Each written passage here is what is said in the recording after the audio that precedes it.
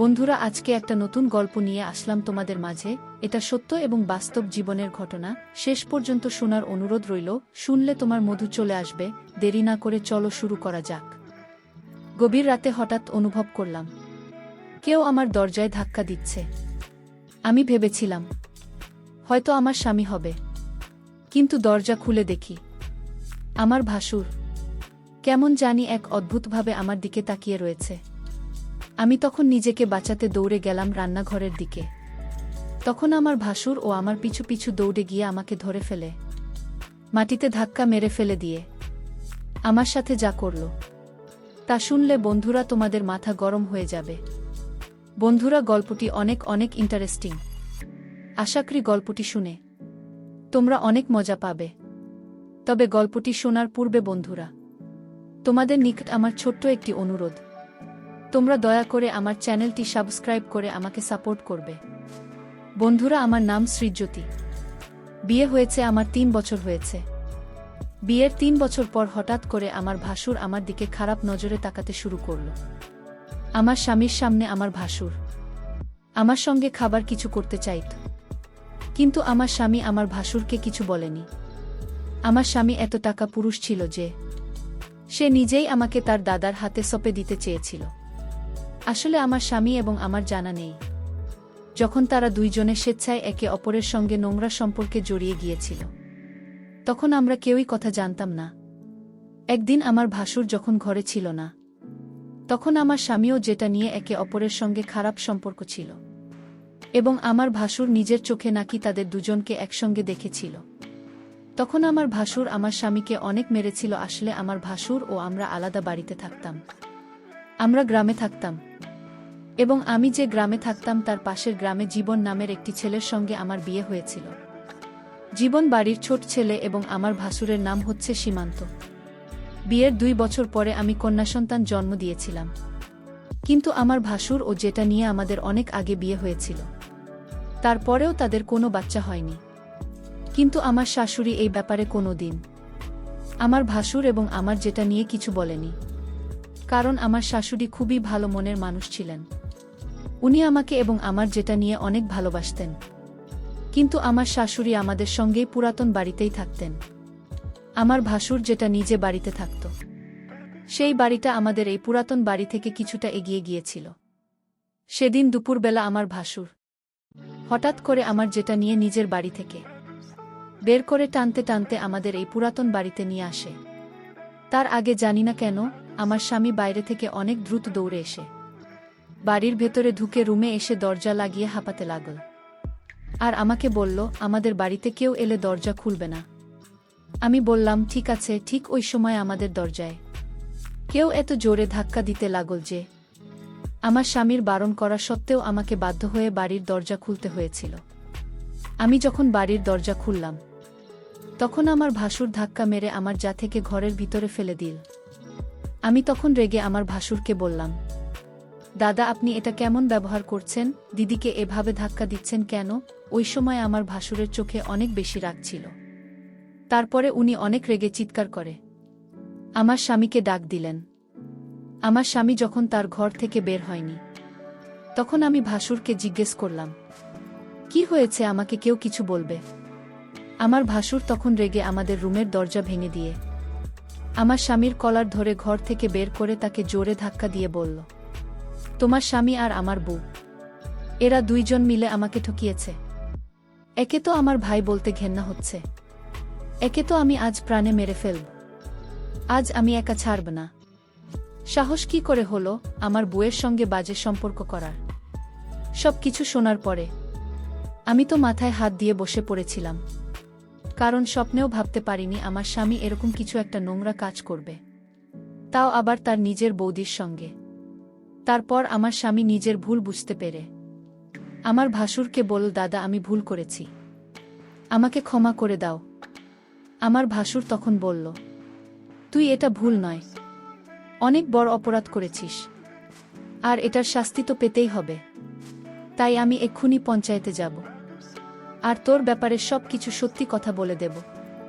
পঞ্চায়েতের নাম শুনে তো আমার স্বামী অনেক ভয় পেয়ে বলল, দাদা, তোমার পায়ে ধরছি, তুমি আমাকে যা শাস্তি দেবে আমি মাথা পেতে গ্রহণ করে নেব, কিন্তু তুমি দয়া করে পঞ্চায়েতে যেও না।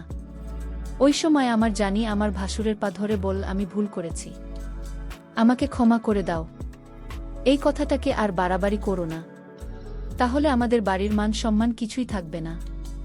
আমার ভাসুর তখন যেখানে চুলের মুঠি ধরে বলল, মান সম্মান আর কিছু বাকি রয়েছে কি? সবকিছু তো শেষ করে দিলি। তুই যা করছিস, তোকে আমি আর কোনোদিন স্ত্রী রূপে গ্রহণ করব না। তুমি যার সঙ্গে মুখ কালো করেছিস ওর সঙ্গে থাক। ওই সময় আমার শাশুড়ির ঘরে ঢুকে আমার ভাসুর এবং আমার স্বামীকে জিজ্ঞেস করল, কি হয়েছে, তোরা এভাবে চিৎকার চেঁচামেচি ঝামেলা করছিস কেন? ওদিকে আমার শাশুড়ি আমার মাথায় হাত দিয়ে কাঁদতে দেখে আমার কাছে এসে জিজ্ঞেস করল, বোমা তুমি এভাবে মাথায় হাত দিয়ে কাঁদছে কেন? কেউ তোমাকে কিছু বলেছে? এই বাড়িতে কি চলছে? আমার ভাসুর তখন রেগেমেগে তার মাকে বলল, তোমার ছোট ছেলে আর তোমার বড় বৌমা দুইজন মিলে আমাদের ঠকিয়েছে। আমি নিজের চোখে দুজনকে একসঙ্গে সবকিছু করতে দেখেছি। আমার শাশুড়ি তখন যে টানের কাছে সে বলল, ছি ছি ছি, তুমি এরকম করবে আমি তো কোনোদিন ভাবতেও পারিনি। আজ তোমার জন্য আমার বাড়িতে এত বড় অশান্তি ও ঝামেলা সৃষ্টি হয়েছে। তারপর আমার স্বামী ভাসুরের পা ধরে বলল, দাদা তুমি যা বলবে আমি তাই করব, কিন্তু দয়া করে পঞ্চায়েত যেও না। আমার ভাসুর তখন বলল, তুই যেমন আমার মান সম্মান নষ্ট করছিস, কি কোনোরকম আমিও তোর মান সম্মান নষ্ট করে দেব। যতক্ষণ না আমি নিজের বদলা নেব ততক্ষণ আমি তোকে ছাড়ব না।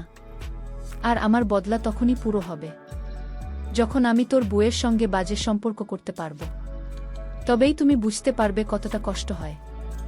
ভাসুরের মুখ থেকে এই রকম নোংরা কথা শুনে আমি রেগে গিয়ে বললাম, আপনার কি মাথা খারাপ হয়ে গেছে নাকি? এটা কোনো সমস্যার সমাধান নয়, আপনি আরও বেশি সমস্যা তৈরি করছেন। আর আপনি আমার ভাসুর হয়ে এত অশ্লীল কথা কিভাবে বলতে পারলেন? আমার স্বামী তখন আমার কাছে এসে বলল, দাদা যেটা বলছে তোমাকে সেটা করতে হবে, নইলে দাদা যদি পঞ্চায়েতের কাছে চলে যায় তাহলে আমাদের কি দুর্গতি হবে সেটা তুমি খুব ভালোভাবে জান। ওই সময় আমার শাশুড়ি বললেন, চিতর আমার ছেলে, তোদের মতো ছেলে হওয়ার থেকে আমি বন্ধ হওয়াই ভালো ছিল। ভালোই হয়েছে যে তোদের বাবা এই পৃথিবীতে নেই, না হলে তোদের এই কুকর্ম দেখে জান ক্লাস হয়ে যেত। আমি তখন বললাম, যা কিছু হোক না কেন আমি নিজের মান সম্মান নষ্ট করব না, তাতে আমার ভাসুর যা কিছু করুক না কেন, প্রয়োজনে আমি আমার নিজের জীবন ত্যাগ করে ফেলব। কি তাদের ফাঁদে পড়ে আমি মরে গেলেও কোনো অশ্লীল কর্ম করব না। আমার ভাসুর তখন আমার স্বামীর কাছে এসে বলল, তুই নিজের বুকে ভালোভাবে বুঝিয়ে দে, আর তা না হলে আমি কিন্তু এক্ষুনি পঞ্চায়েতের কাছে যাব। আমার স্বামী তখন বলল, তোমাকে আমার দাদার কথা মানতেই হবে। আমি তখন রেগে আমার স্বামীর গালে একটা থাপ্পড় মেরে বললাম, পাপ করেছ তুমি, আর শাস্তি পাব আমি। একটা কোন ধরনের বিধান? আমি মরে গেলেও এ কাজ করব না। তোমার চরিত্রে দাগ আছে, কিন্তু আমি কোনোদিন আমার চরিত্রে দাগ লাগতে দেব না। আর এই জন্য আমাকে যা করতে হয় আমি তাই করব।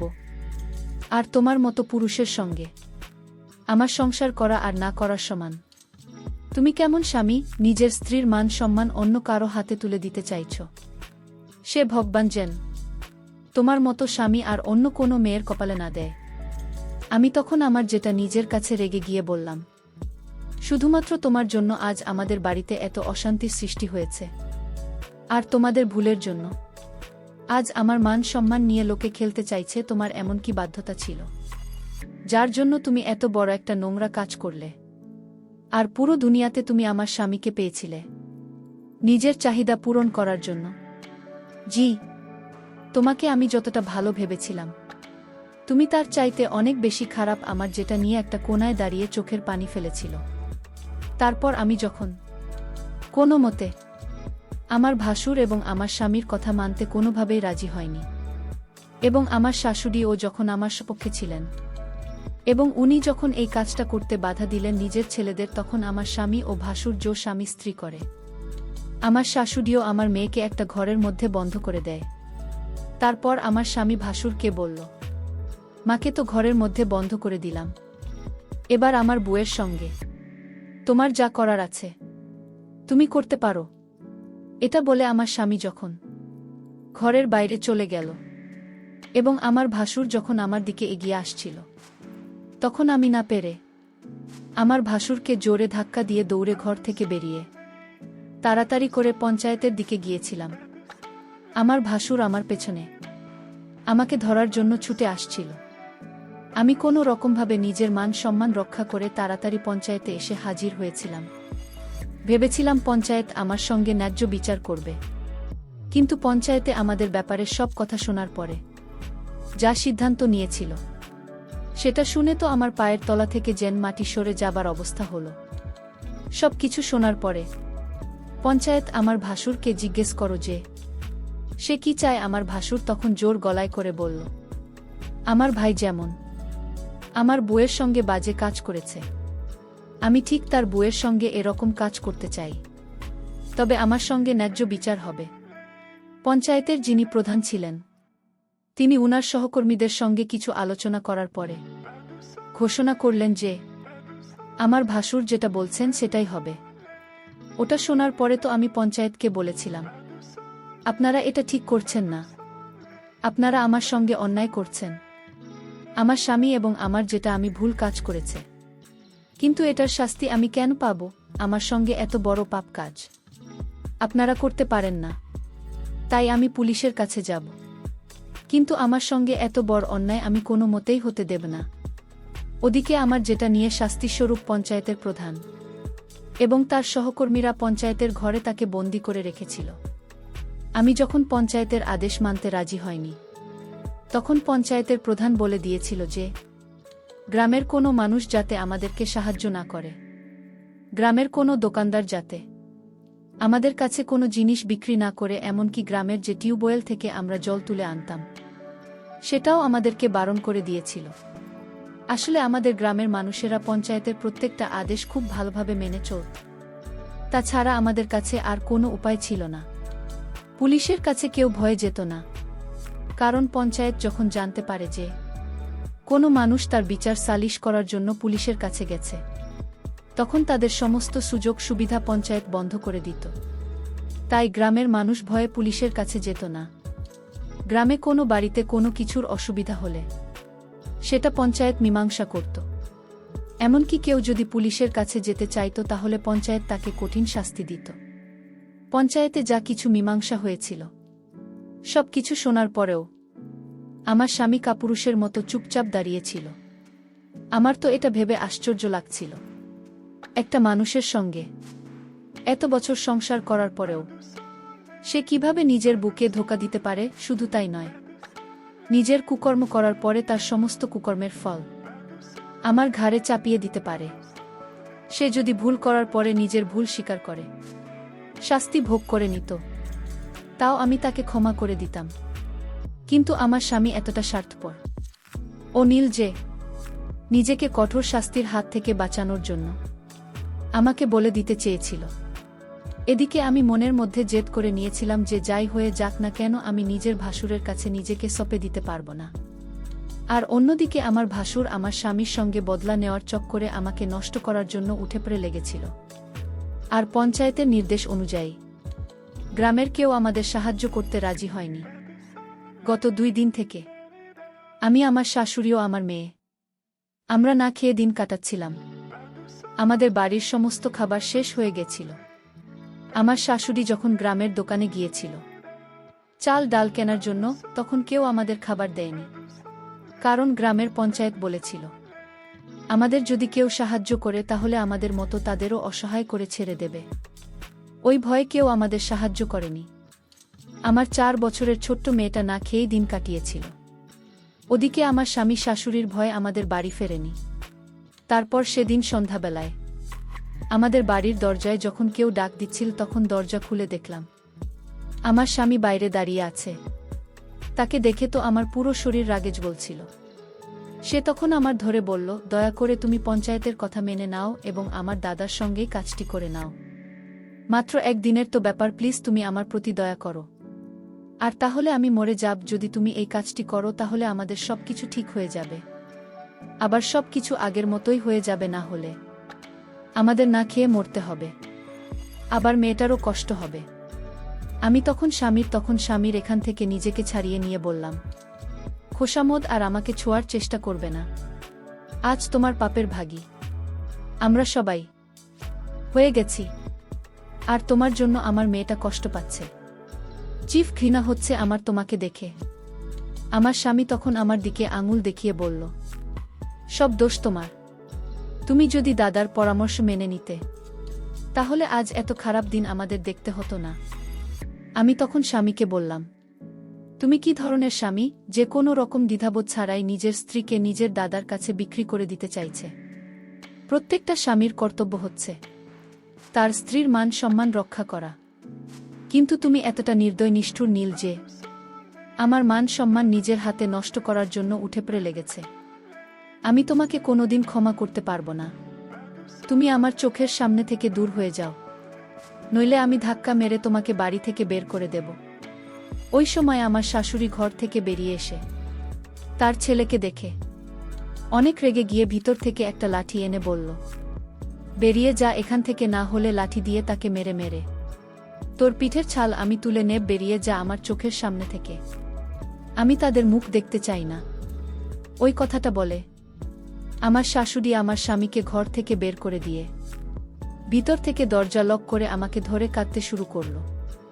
আমার শাশুড়ি মা আমার মাথায় হাত বুলিয়ে বলল, আমি যতদিন বেঁচে আছি তোমার সঙ্গে অন্যায় হতে দেব না। আমি তোমার নিজের মা নাও হতে পারি, কিন্তু আমি তোমার শাশুড়ি মা। তোমার জায়গায় যদি আমার মেয়ে হতো, তাহলে আমি তাকে এভাবে রক্ষা করতাম? তুমি আমার নিজের মেয়ে না হলেও তুমি তো অন্য কারো মেয়ে, তাই তুমি একদম চিন্তা করো না। এই বলে আমার শাশুড়ি নিজের হাত থেকে লাঠিটা ফেলে দিয়ে ঘরের ভিতরে চলে গেলেন। আমি তো কিছুই বুঝতে পারছিলাম না যে এবার আমি কি করব। একবারের জন্য আমি ভেবেছিলাম আমার বাবা মায়ের কাছে আমি চলে যাব, কিন্তু আমার বাবা মা তো নিজেরাই খুব অসহায় ছিল। তাদের বয়স হয়েছিল, আমার বাবা মা বৃদ্ধ হওয়ার কারণে কাজ করতে পারত না, এবং আমার দাদা তাদের থাকা ও খাওয়ার দায়িত্ব নিয়েছিল। ওই অবস্থায় আমি যদি বাবা মায়ের বাড়ি চলে যেতাম, তাহলে হয়তো তাদের উপরেই বোঝা হয়ে যেতাম। এই ভেবে আমি বাবা মায়ের কাছে যেতে পারিনি। সেদিন রাতের বেলা আমাদের বাড়িতে কিছু খাবার ছিল না। যে 2টা মুড়ে রাখা ছিল, সেই 2টা মুড়ি জলে ভিজে আমার মেয়েকে খাইয়ে ঘুম পাড়িয়ে দিয়েছিলাম। এদিকে আমার শাশুড়িও আমি সেদিন রাতেও না খেয়েছিলাম। তারপর অর্ধেক রাতে মনে হলো আমাদের দরজায় কেউ যেন বাড়িয়ে দিচ্ছে। তখন মনে হয়েছিল হয়তো আমার স্বামী আবার বাড়ি ফিরে এসেছে। দরজায় শব্দ পেয়ে আমার মেয়েও শাশুড়ি উঠে যাবে, এই কথা ভেবে আমি তাড়াতাড়ি ঘরের দরজা খুলতেই তাকে দেখে ভয়ে আমার শরীর কেঁপে উঠল। কারণ দরজা খুলতেই দেখলাম আমার ভাসুর দাঁড়িয়ে আছে, এবং সে আমাকে দেখে বলল, দেখো তুমি আমার ভাইয়ের বউ, এটা আমি খুব ভালোভাবে জানি, কিন্তু আমার মান সম্মান এবং আমার জীবন নষ্ট করেছে তোমার স্বামী, সেটার বদলা আমরা নেবই। তাই তোমাকে আমার সঙ্গে রাত কাটাতে হবে, নইলে না খেতে পেয়ে আমাদের সবার নাজেহাল অবস্থা হবে, আর তোমার মেয়ে না খেতে পেয়ে মারা যাবে। তাই তুমি যদি তোমার মেয়েকে একটু ভালোবাসো, তাহলে আমার সঙ্গে রাত কাটানোর জন্য রাজি হয়ে যাও, না হলে আমি তোমার সঙ্গে জোজো স্বামী দোস্তি করে সম্পর্ক করতে বাধ্য হয়ে যাব। তারপর আমি ভাসুরকে বললাম, আমার মেয়ের চিন্তা আপনাকে করতে হবে না, আমার মেয়ের জন্য এখনো আমি বেঁচে আছি, নইলে কবেই মরে যেতাম। ভাসুরের কথা শুনে আমি তাড়াতাড়ি রান্নাঘরের দিকে যাচ্ছিলাম, তখন উনিও ছুটতে ছুটতে আমার পেছনে এলেন। আমি বুঝে গিয়েছিলাম উনি যেভাবেই হোক আজকে আমার সাথে খারাপই করেই ছাড়বেন। আমি অনেক চিৎকার চেঁচামেচি করার পরেও কেউ আসছিল না, কারণ গ্রামের সবাই আমাদেরকে বয়কট করেছিল। কারণ আমি পঞ্চায়েতের বিচার মেনে নিয়েছিলাম না, বিধায় গ্রামের সবাই আমাদের প্রতি উল্টা ছিল।